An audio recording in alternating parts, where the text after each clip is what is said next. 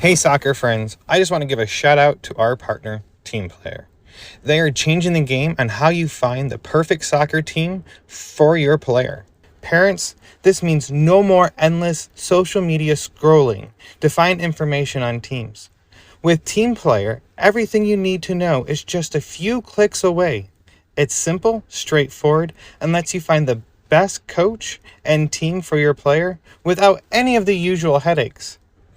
And coaches, we all know how tough it can be to get your team noticed, but when you subscribe to one of TeamPlayr's team plans, you instantly get access to set up an online team profile that allows you to reach more potential players and showcase what your team is all about. It's super easy and lets players and parents see why your team could be the right fit for them. And if you sign up using the promo code PITCH, you can try any team plan free for 1 month. So whether you're managing a team or searching for one, come on over to www.teamplayr.us. That is TeamPlayr.us. And come give TeamPlayr a look. Family-owned Soccer Innovation is your go-to source for top quality equipment. Whether you're a player, a supportive family member, or a dedicated coach, they have everything you need to elevate your game. For players, their innovative equipment are designed to boost your skills and performance on the pitch. From their agility cones to their portable goals, they have you covered. And family members, they offer durable equipment that's built to last because we know your support is critical to your player. Coaches, trust me, they can provide the equipment you need to run effective training sessions and shape the next generation of soccer players. Visit Soccer Innovations at soccerinnovations.com to start elevating your game with them. And if you use the code PITCH, PITCH, you can receive up to 10% off your next order.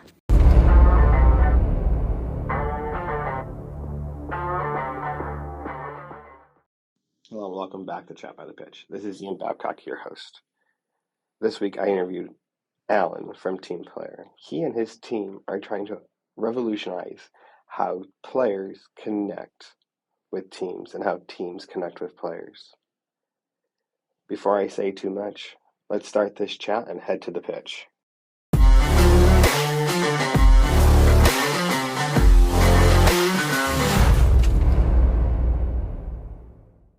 I'm Allen Hamilton. I'm from Grapevine, Texas. Grew up in Grapevine. Have been a member of the North Texas soccer community, both as a player and a coach and a fan in general. For hate to say it, coming up on 30 years now. I launched TeamPlayr with a small team of colleagues late last year, and our mission really is to help make the process for players connecting with competitive teams and clubs in North Texas just better, easier, and more efficient for everybody involved. What is your soccer background? So where did it start for you? Yeah. So I like I said, I'm from Grapevine. I got a little bit of a late start. I don't think I started playing until I was like 6 or 7, which I know these days, you're out there when you're 2 or 3 and expecting to make your first academy team by the time you're 4. But so anyway, I just got started as was kind of pretty standard back then in the local Grapevine South Lake Soccer Association Rec League. I played for a couple years, in that format. Again, like most of the kids back in those days, I was also alternating seasons between baseball and soccer and played basketball as well. So, as that select age started approaching that 9, 10 age, I was actually kind of unsure as to whether or not I was going to pursue soccer seriously. Lucky enough, I had a handful of friends that were all gung-ho on soccer. And so ended up convincing my parents to let me make the leap into the select side. So started playing for a local Grapevine Colleyville South Lake club back in the day called Challenge Soccer Club. So really played kind of at the local club level for, it must have been all the way through middle school into early high school. For me as a multi-sport athlete, it was exactly what I needed. I had the good fortune of having some high quality trainers, high quality coaches along the way. Even though we weren't like a nationally recognized team or anything like that, but that allowed me kind of the flexibility to continue playing the sports that I also loved, as well as getting a decent level of soccer development. And as I kind of started realizing that, hey, I was, halfway decent at this and started seeing some success on the field, I ended up getting picked up by a much higher level team, or the Texas Longhorns at the time. They had qualified for a Division I slot in Classic League, which again at the time was pretty high level. Played with those guys for a couple years and ended up transitioning at the end of high school into a couple different, relatively high level clubs as well.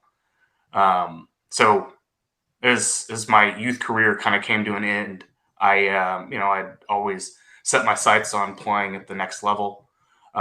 So as things worked out, I ended up playing for Coach David Hoffman for a year at the University of Dallas. And I'll sound like every washed up soccer player, but I really, really struggled with some injuries throughout late high school into college, and I probably, admittedly, wasn't putting in the level of training that was probably warranted as well. But after my freshman year at UD, kind of decided that I was going to take a different life path and not pursue soccer as a means of providing for myself, but it's something that I do because I love it.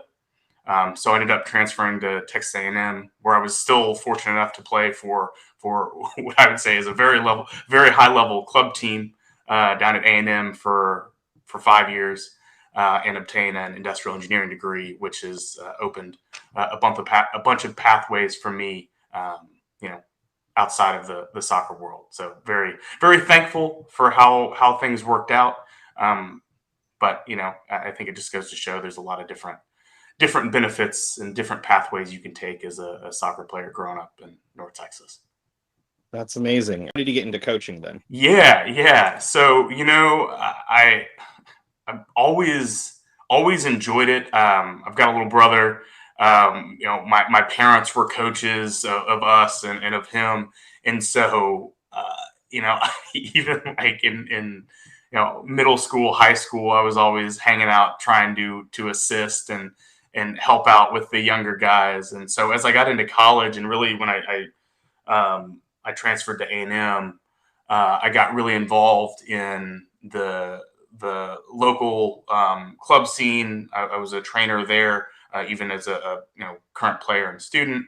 I started working camps in a number of different areas here locally in North Texas, as well as in College Station at A&M. And so, really just kind of fell in love with the development process and helping helping players kind of achieve their goals. So as I moved back after graduation, I was working a full time corporate gig, and I just kind of encountered one of my colleagues who had I think he was 8 at the time, who had a rec team. They needed a coach, somebody who hopefully knew something about soccer. So started coaching in the Grapevine South Lake Soccer Association rec league. Had another buddy reach out who was looking for somebody to help cover a club team, and from there, that's been 8-9 years ago. So here we are now. I've been most recently coaching with a smaller club, Lincoln FC DFW, who late breaking news that's been announced, as of the last few days, is actually transitioning into the solar umbrella. So really exciting times for me. That's awesome. Yeah, solar. Welcome to the solar family. Yeah. And funny enough, I actually spent a year or so at Solar before moving to Lincoln. So, it's kind of a return back to the mothership, right? Right. So through this process, so how long ago did the idea, now we're transitioning into Yeah. what you actually are here for, is TeamPlayr. How Yeah. did this process come about then? Like the history of it, Yeah. How did this baby come about? The best way to put it. So it was kind of a lightning strike moment born out of years and years of frustration. So, I when I was talking about kind of my background, I talked about how I'd transitioned club teams, you know, late into my high school career. Well, the reason for that transition is I was cut from the team that I was playing on, and I remember that was pretty late in the tryout season, and I remember honestly the stress that it put me through, but that it put my parents through, having to struggle to find a place for me to play, and because well, it's great. We have tons and tons of soccer options available here in North Texas. Well, it's really kind of hard to find information that is specific to the type of teams that I might be looking for. So I remember that frustration, and then I transitioned to being a coach, and I on the other side of the equation have dealt with over the years the frustration of every year you're going to have two or three players at minimum kind of go off and explore other opportunities. Well, it's challenging as a coach or as a club owner to find players to backfill those roster spots. And so, from my experience as a player, from my experience as a coach, and then having conversations with parents over the years who were as equally frustrated with how difficult it is to find legitimate, verified information about all of these different soccer options in the area. I was actually taking a shower after practice one day, and I was like, "Well, why don't we just put all of that information in a single place?"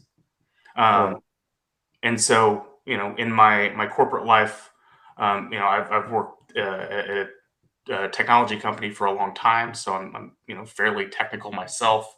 I have an engineering degree. I'm familiar with those sorts of things that maybe not your everyday soccer person who's dedicated their whole life to being on the field may have.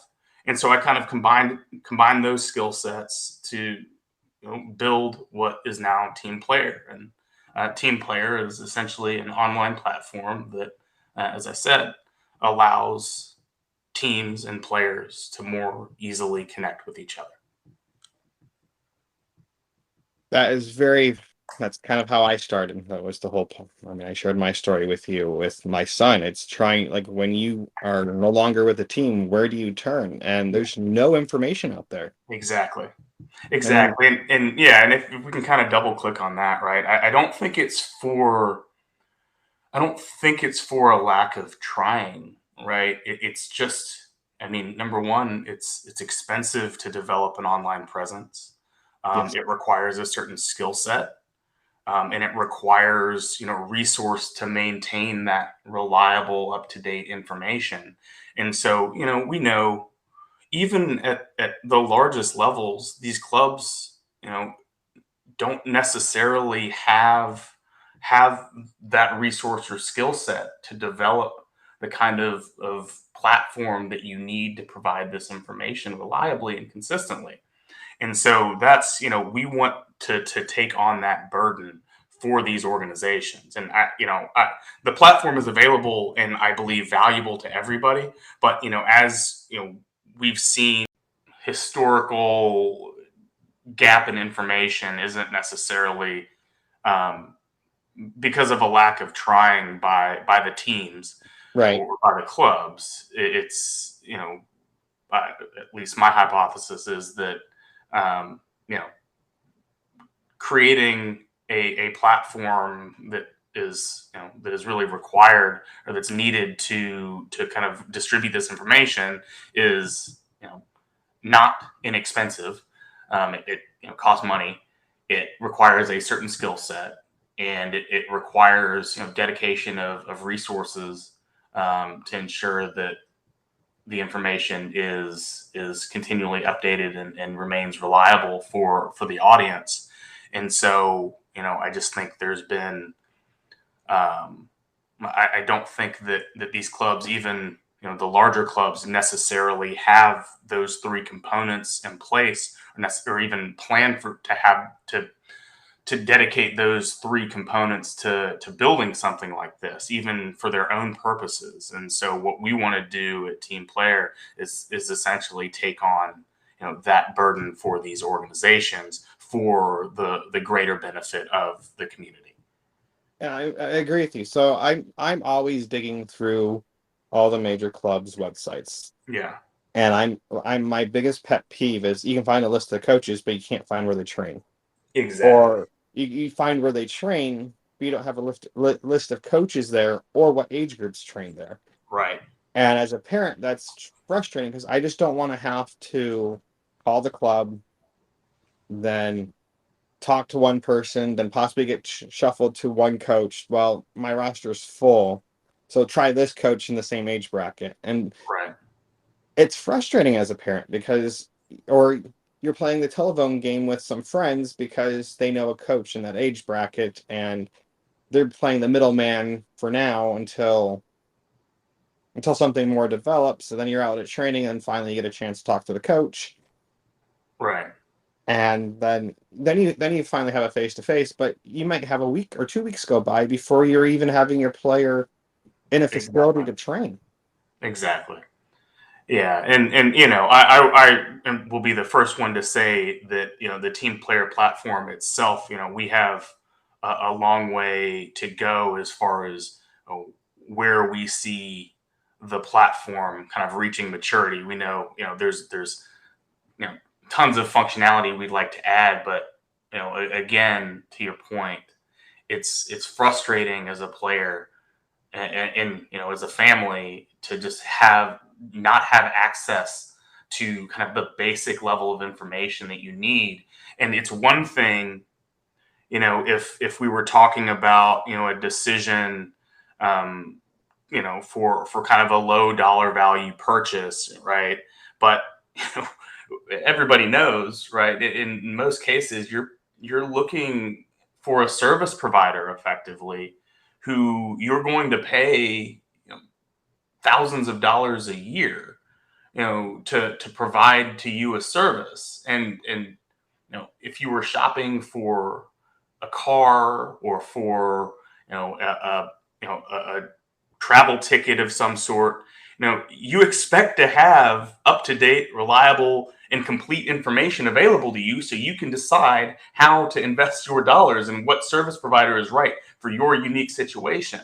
I think as the more that I think about it, and the more that I thought about it, we as service providers within the soccer community, that we owe this to our customers, right? And I know some people get kind of wary of thinking about this on a transactional business like basis. But for me, the sooner that we as clubs and coaches view ourselves in a professional light as professional service providers, the higher standard that we'll hold ourselves to and that we will be held to by our customers.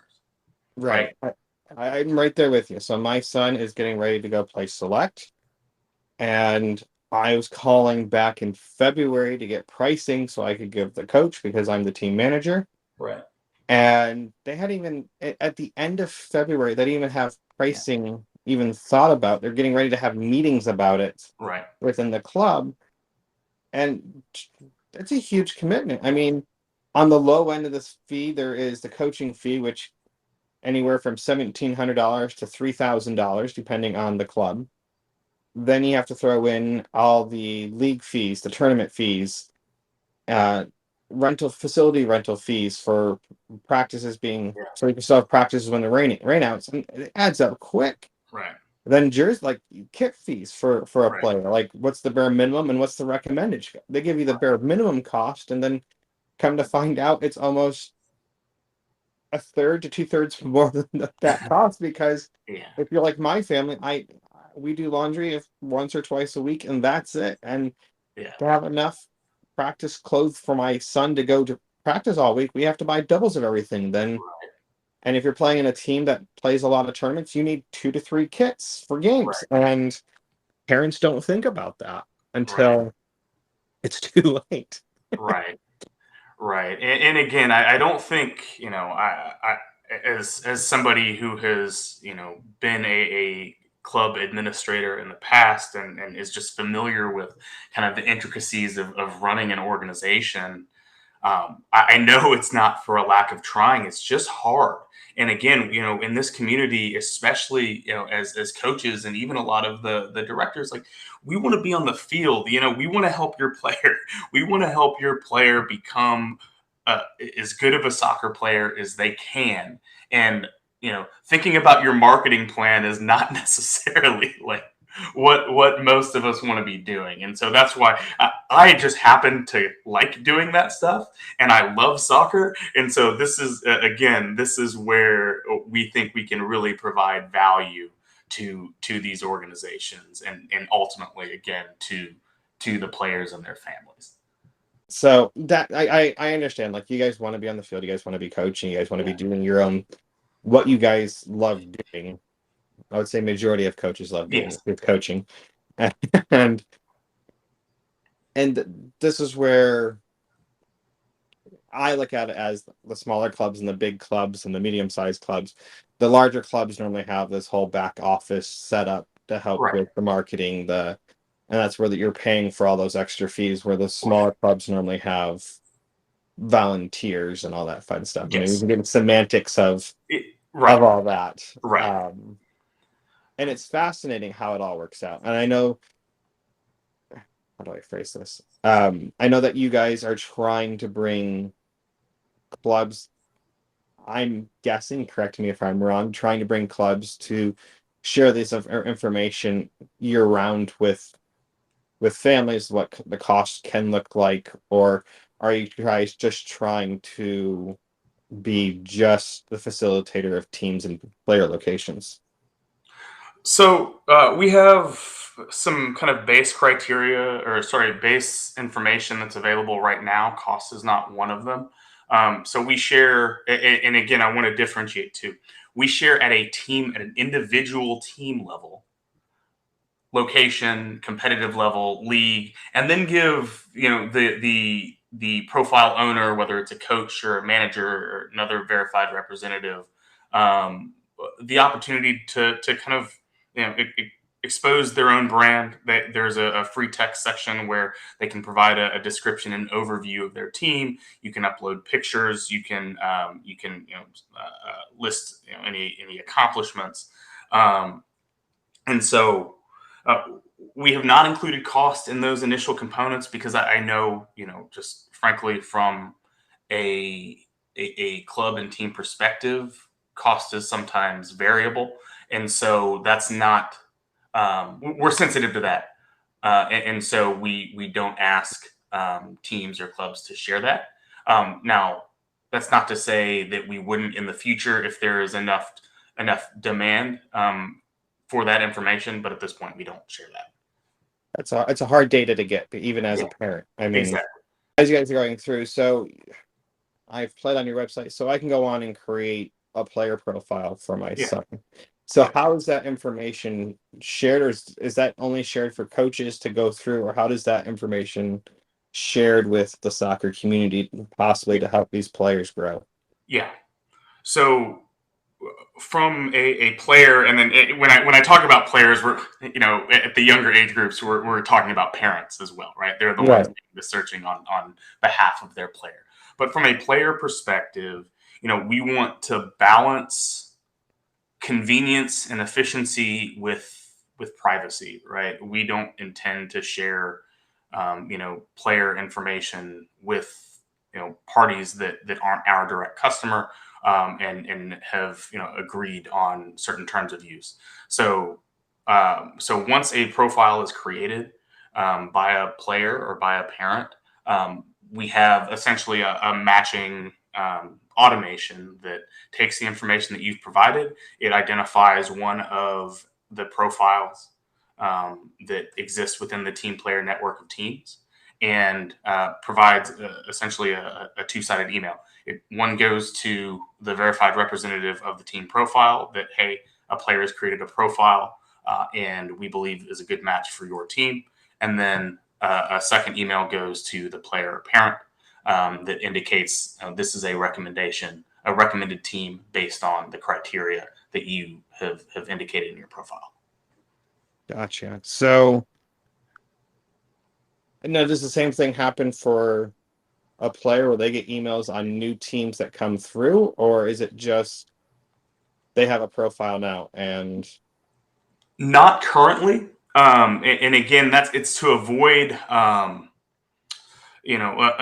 essentially an unnecessarily high amount of email traffic, because what we don't want to do is just be essentially a spam replacement for all of the 15,000 different Facebook comments you get when you list your player on a Facebook group, right? Gotcha. We want to try and provide targeted information based on the data that you provide about your profile and those preferences. So right now, that's not a functionality. It is, I will tell you, is something that we've thought about, because as we've started to see more and more teams come on board. It might be nice, if, let's say, we only had one 2013 boys Classic League team on last month, but now maybe we have 5, and now maybe there's a better match for a player who previously created a profile. But again, I think there's a balance between ease and efficiency and just spamming people's inboxes, and that's something we're really sensitive to. Nope, I totally agree. I hate getting 15 emails from the same thing in the same day. Yeah. And I will blame the MLS for that. yeah. Nothing against them. I mean, I'm proud to be a supporter of the MLS. But Exactly. if I get 5 emails for their products in one day, there's something going wrong. Yeah. Now, will you guys send out like a monthly update letter then to families that are part of it for teams that are out there, since you guys don't want to spam their boxes, but do you guys send up follow-up information as throughout the month? I know that you guys do other parts. We'll get to that here shortly, but yeah. We're so again, we want to make sure the communications and the touch points that we provide to our customers, both teams and players, are valuable. So we're piloting a couple different types of touch points. So that's in the works. And I don't know if I was, very specific about the fact that we are a very, very young company. We launched officially to the market. We ran a pilot September last year and launched officially in October of last year. So, we have grand plans for the future. But we are, admittedly, we're still, working through a number of different features and functionalities, and really trying to make sure that we're answering this question the best way that we can. Gotcha. I totally get what you're saying. I mean, I know you guys, like you said, you started in September, so you only have a few months ahead of me. Yeah. With everything. I just lost my train of thought. No. Are you guys going to move to, I know this is jumping really far ahead, eventually moving to be more of an app-driven versus website-driven, or? You know what? Undecided. As I think kind of as the head of the product, right, and Right. the head of the company, I don't know how I feel. I like, for me personally, the web-based approach, because you're not asking people to put another app on their phone. I think there are some usability benefits to having a native application, but the tools that we use for our front end web-based development are mobile friendly, and we haven't at this point had any complaints as far as our usability is concerned. So as long as as long as that remains the case, I think we'll likely stay web-based. No, I don't see. I mean, I just asked because everyone has an app. Everything has its purpose. Yeah. And I just asked just because it creates another layer of reachability based on people. Yeah. So with that going ahead, I've noticed that I just haven't noticed. I do know you guys interview clubs and coaches. Yeah. So what is the goal with that? Yeah. Thanks for asking. So, when we started off, our kind of to boil down, our mission is to help the people within the North Texas soccer community, and hopefully in the future the broader soccer community, connect with each other. And we do that by providing information. So, obviously our core service is providing team information, but, I've been around a long time, and I know there's people like yourself, people within clubs, and in other supporting services that are doing really, really cool stuff to make the community better, to improve the community. And so, in addition to just providing that kind of basic information about teams, we want to share those stories as well, because we think that information also is beneficial for the people who are consuming our service. Some of the people we've interviewed have had some really great insights and philosophies and within the industry of North Texas soccer, which has been kind of, for me as an individual and as a parent, kind of eye-opening, and kind of has changed my perspective on how things are done here. Yeah. Yeah. And how we need to have these changes, but the only way it changes with the parents. So as we move, as a parent, as we move into this next glorious part of the season, starting April Whatever the date is, 15th and May 15th here, I believe it's April 15th and May 15th. Are you guys ramping up services or trying to find teams to make it more efficient for families to use you guys then? Yeah. So I'll tell you, even in just the few short months that we've been operating, I mean, we've I don't have the number offhand, but have helped make upwards of 500 team and player connections. We've got close to 130 teams on the platform, and that's growing literally every week. So we're seeing, and I make it a point to ensure that we're touching base with our user base, and the feedback that we've had has largely been positive. And the suggestions and areas for improvement that we've heard, a lot of value added to both sides of the equation. As we get into tryout season, I mean, you pointed it out exactly. We are making the platform actually available for teams and clubs to use for free for 60 days, to help honestly kind of put our money where our mouth is, and show you as a soccer organization that the way that we're proposing this should be done is better than the current state. So we're running that promotion for the players and the parents. The intention is for the platform to always be free. So they, for them, it's really just helping to ensure that the community knows that we're here, right? So we're investing heavily in an awareness campaign as well. That's awesome. So you answered my next question I had. So players are free. The clubs pay.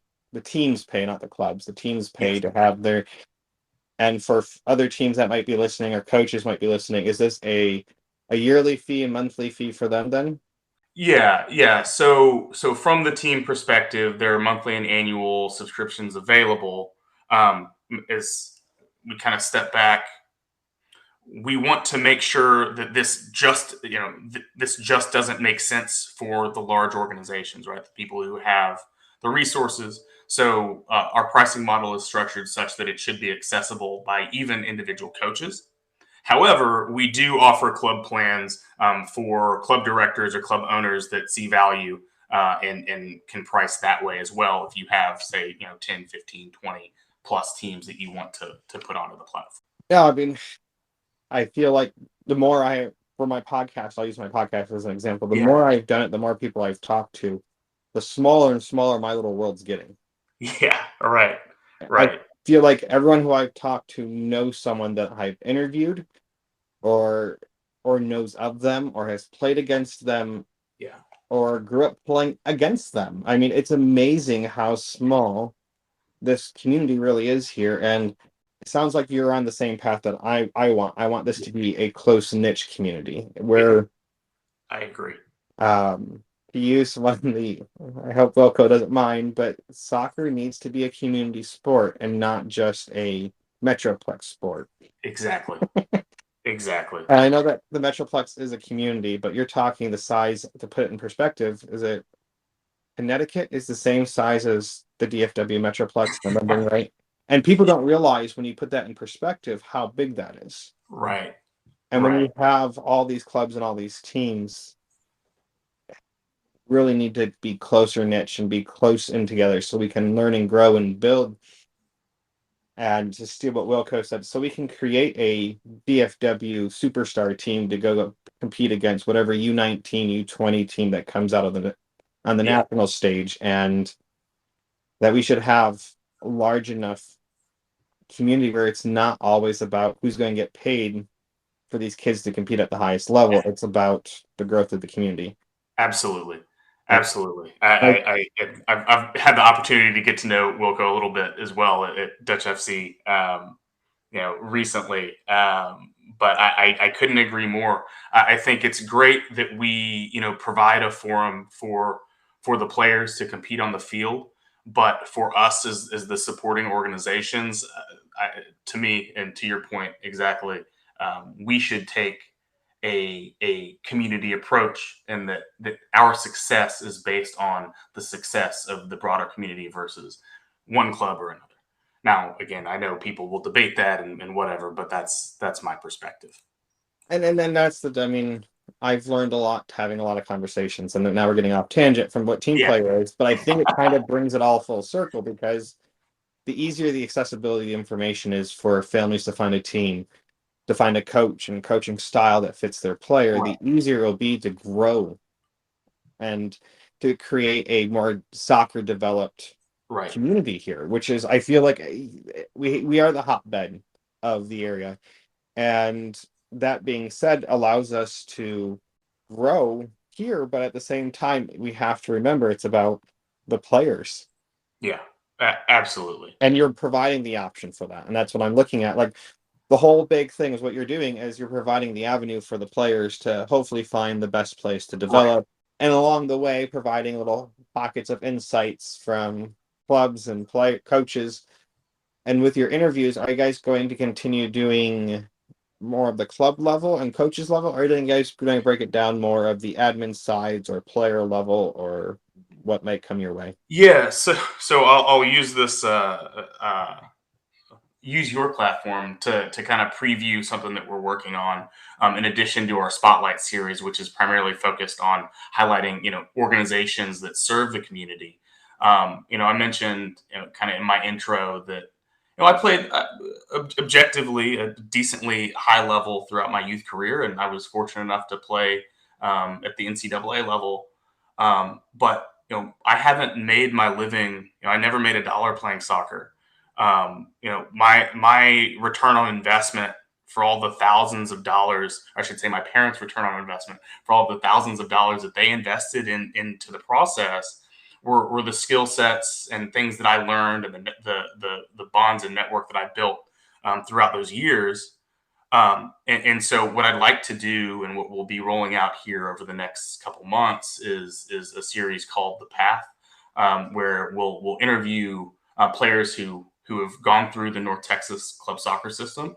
And some of them will have played at the highest levels, others will have not, and found success in other ways, because I really want to share with parents now, especially those that are just starting the journey, that it's great to aspire to play at the highest levels. I think every player should, right? If they're going to play, if they're going to consider themselves a serious soccer player.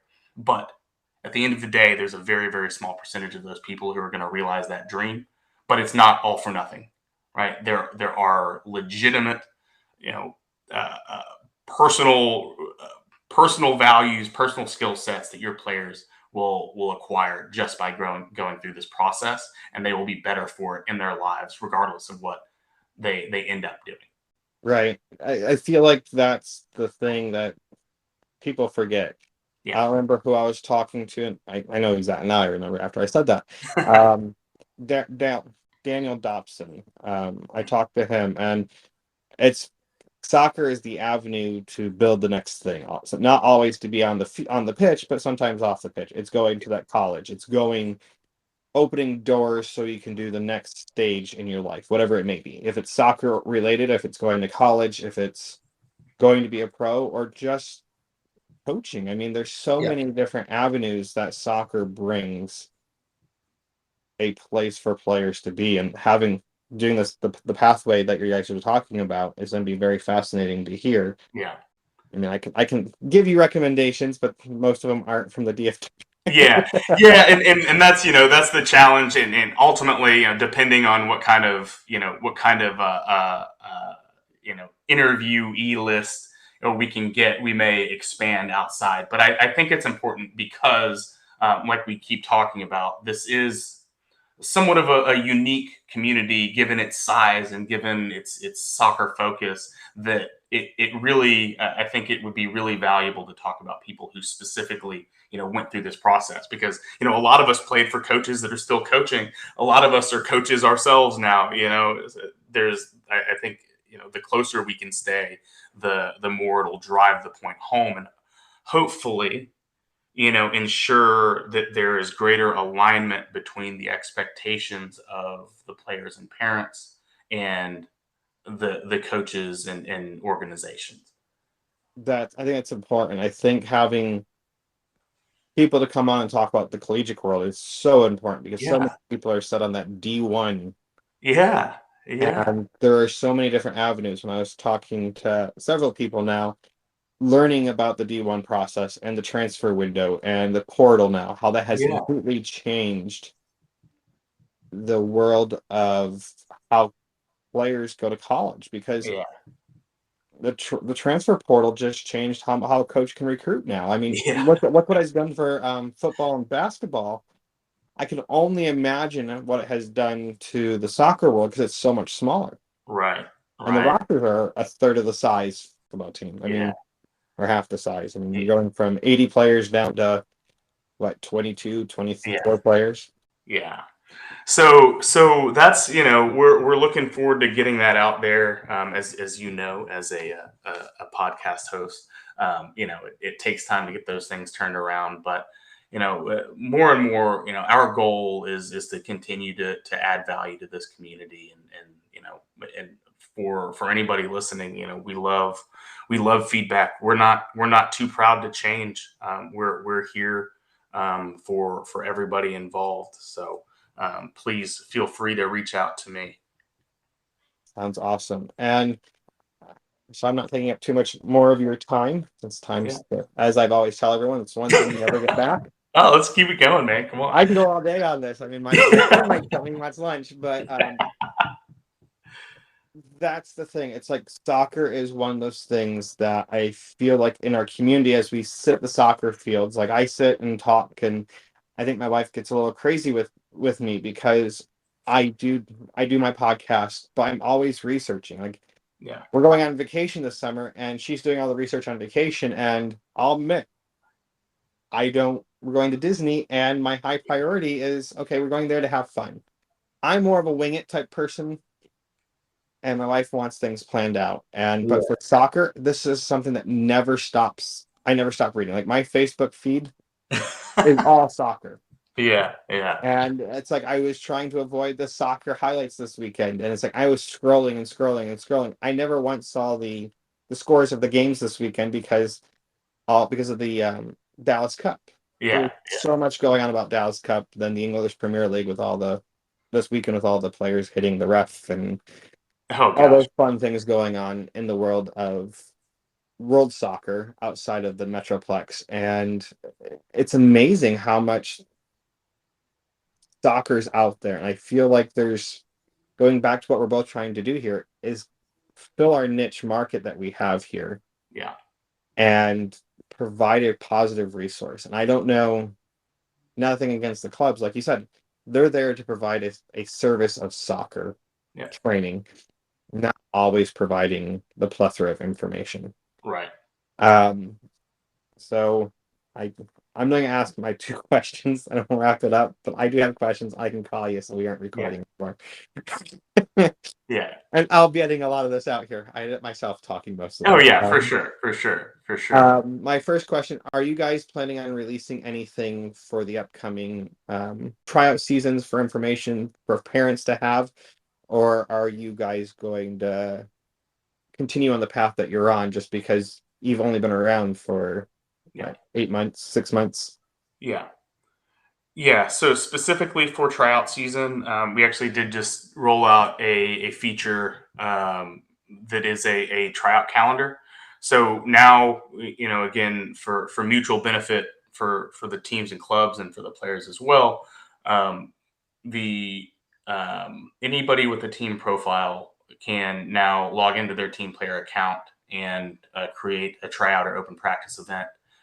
So the intention there for the players and families is to aggregate a calendar of tryout events. Again, talking about stressful. I mean, I highly encourage most all players to spend some time exploring during the open tryout windows, and so it's just kind of hard, like you said, to figure out who's training when, and then build out your weekly schedule of where you're going to be playing each night of the week. And so we have done a soft launch of that a couple weeks ago, but we'll be kind of running some additional promotion and awareness towards that feature as we get closer to the open trial window. Nice. I mean, that's the hard part. Yeah. Sorry, go ahead. That's the hard part of it all. Oh yeah. It's I think though, is like we say, if you're adding value and you're really making an effort to invest in the people of the community, that ultimately, the awareness will come, and that's where we're really focused. And then I was just going to say that, in addition to the tryout calendar, we feel that this time of year, especially, the TeamPlayr platform as a whole is highly valuable. Obviously, we have our network of teams that you can browse through and connect directly with. And again, for any new entrants into the community, if you don't know where to start, you can create your player profile and receive a recommendation based on your preferences. And then we have all of our educational content, which is geared more towards players and parents. Just really mostly personal insights on what I think to be important topics. We rolled out some just kind of guidance tips for dealing with tryout stress. I can vividly remember how stressful and nerve wracking showing up to a new tryout can be. Tips for establishing what you want your soccer development goals to be for the next year. All good stuff that players and parents can go check out, and hopefully at least for whatever my insights are worth, maybe receive some value. Awesome. So where can they find this information? Yeah. So our platform is www.teamplayr.us. And I'll spell TeamPlayr. We couldn't get the full domain name. I joke, but it's TeamPlayr.us. So there's no final E there. And then you can follow us on social media, either Facebook or Instagram, at TeamPlayr, spelled the same way, at TeamPlayrTX. So, we do our best to be consistent in posting content. And obviously we're open to any feedback or recommendations for stuff that we can put out there. We love talking to everybody. So feel free to reach out. And last point, my email inbox is always open. You can reach me at Allen, it's ALLEN, at teamplayr.us. So would really love to hear from anybody and chat with you. So, Ian, anything else? My final question. So who has been your greatest influence as a player, and who's been your greatest influence as a coach? Because the team player is just a byproduct of coaching, I feel. So those are the 2 questions I always ask people. Who's always the greatest influence on them? And then if you're a player and a coach, you have 2. Yeah. Okay. So my greatest influence as a player. That's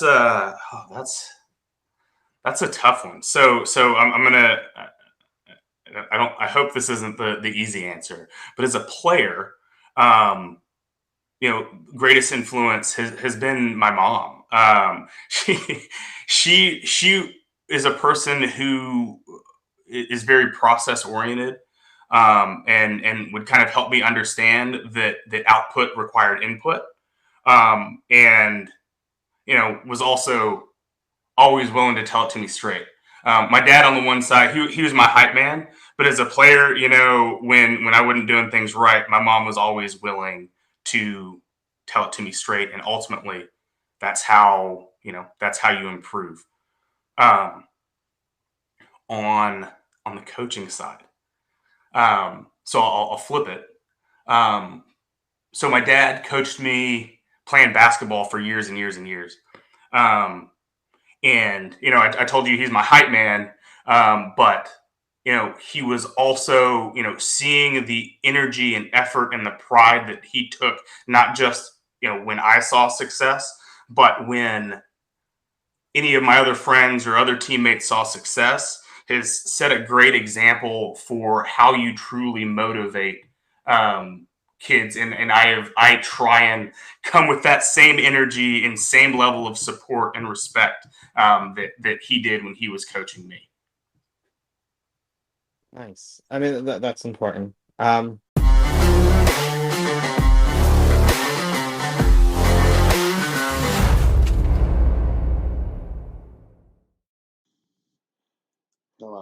Thank you for listening to this week's episode. As I wrapped it up with Alan this week, we had a lot of fun chatting. There was a lot of me editing out me this week. But that being said, what Alan's trying to do is absolutely amazing. Him and his team and their goals and what they want to do is great. And I really hope you all take time to look at what they're trying to do and take a look at TeamPlayr.us. That's TeamPlayr.us.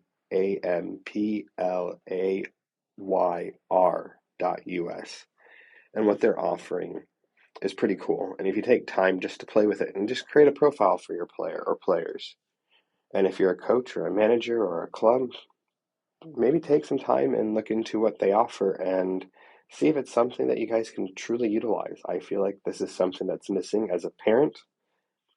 I think it's phenomenal.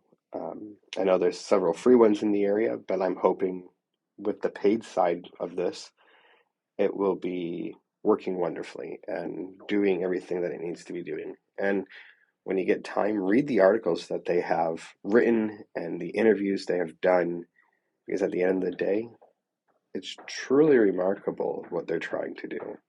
Him and I kind of see eye to eye on the DFW Metroplex area, and what we both are trying to do is very in sync with each other. So you'll probably be hearing more from Alan in the near future, but for now, until next time, we'll see you at the pitch.